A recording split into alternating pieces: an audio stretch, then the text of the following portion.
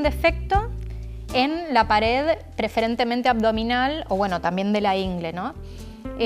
Hay diferentes tipos de hernia, hay hernias que son más comunes y otras que son menos comunes. Hay hernias que se comparten con el adulto porque son, digamos, el avance de lo que quizás no se operó o lo que no tuvo sintomatología cuando uno era chico, ¿sí? Entonces ahí es donde se comparten y son medio pareciditas.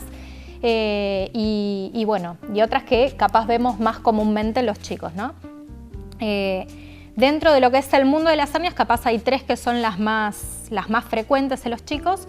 Una son las inguinales, que siempre se dice que son indirectas. Eso quiere decir, indirectas es como que hacen un caminito que se debería haber cerrado en la ingle, que no se cerró, que ese vendría a ser el defecto. Y después hay otras dos, que son la umbilical, que es la del pupo, y la epigástrica, que es la que está, digamos, desde el huesito que uno palpa acá arriba hasta el ombligo, que puede estar en cualquier parte del trayecto. Entonces, dentro de ese grupo de hernias, capaz la más común es la inguinal indirecta, que se ve de repente más en el varón, porque cuando el bebé está dentro de la panza de la mamá, digamos, del embrión, los testículos se forman adentro, ¿sí? Nosotras las mujeres conservamos los ovarios adentro, que son nuestras gonadas, ¿sí? En cambio en los hombres, por una cuestión de que requieren otra temperatura, bajan por este caminito, que es la ingle, ¿sí? Que son los pliegues musculares que están en la ingle, y bajan a los escrotos, que son las bolsitas que tienen los hombres a los costados del pene.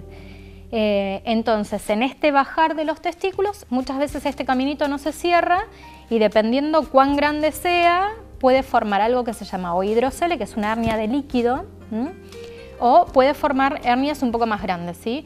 Lo más común en general es que los padres refieran cuando vienen a la consulta que ven que les sale un bultito, ¿sí?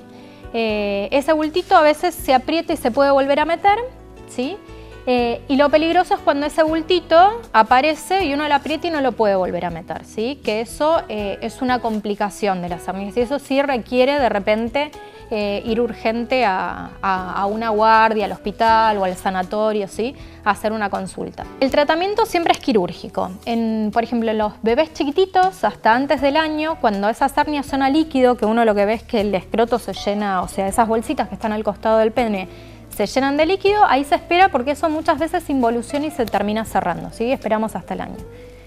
Ya más allá del año, las hernias son quirúrgicas, ¿sí? Y después están las hernias umbilicales, ¿sí? Que es la hernia a través del ombligo, que es ese pupo grande, que a veces los papás dicen que sienten como que si uno las toca, hacen como un ruidito que se mete para adentro como si fuese un globito. Bueno, las hernias umbilicales en general uno las nota cuando el bebé recién nace, ¿sí?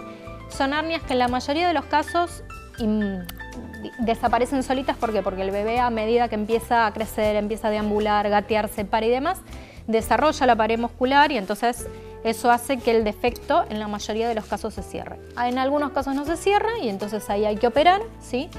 Y hay otras veces donde de repente el defecto no es tan grande como para sentir esto que uno decía de sentir como ese globito que se mete, ¿sí? Donde la sintomatología es molestia, dolor, como una especie de pellizco. Bueno, cuando esa sintomatología se da, se opera, ¿sí? Y en general la edad de corte son los 2, 3 años. Pasado esas edades, en general, lo que ya no se muscularizó no se va a muscularizar, ¿sí? Y entonces, bueno, uno ahí lo que requiere es la cirugía. Y después nos quedaban las otras hernias, que son las epigástricas. Hay dos más, pero bueno, son muy raras, así que la verdad que no, prácticamente no las vamos a traer a colación, pero las epigástricas, que son las que están entre el ombligo y este huesito que tenemos acá, ¿sí? Que pueden estar en cualquier parte de toda esa línea. En general están más bien sobre el ombligo, ¿sí? Que básicamente es también estos dos músculos rectos que no se unieron y que generan ahí un defectito y esas se operan. La cirugía infantil no existe prácticamente la posibilidad de hacer una cirugía sin anestesia general. Porque es muy cruento, digamos, porque es un impacto psicológico alto para los chicos, porque es doloroso, ¿sí? Y muchas veces, bueno, en el caso de las hernias, porque es impracticable, ¿sí? Desde el punto de vista quirúrgico, hacerlo con un paciente despierto. Habitualmente son cirugías del día, o sea, se internan en el día, se van en el día, salvo que los chiquitos sean prematuros, ¿sí? O tengan alguna otra comorbilidad, digamos, alguna otra cosa asociada, donde se quedan hasta el día siguiente. Pero bueno, en general, la imposibilidad de de moverse o de volver al colegio, de moverse, digamos, 1 o 2 días, los chicos se mueven lo mismo, ¿sí? Una semana sin ir al colegio, 10 días, un mes sin hacer ejercicio, pero en realidad no mucho más.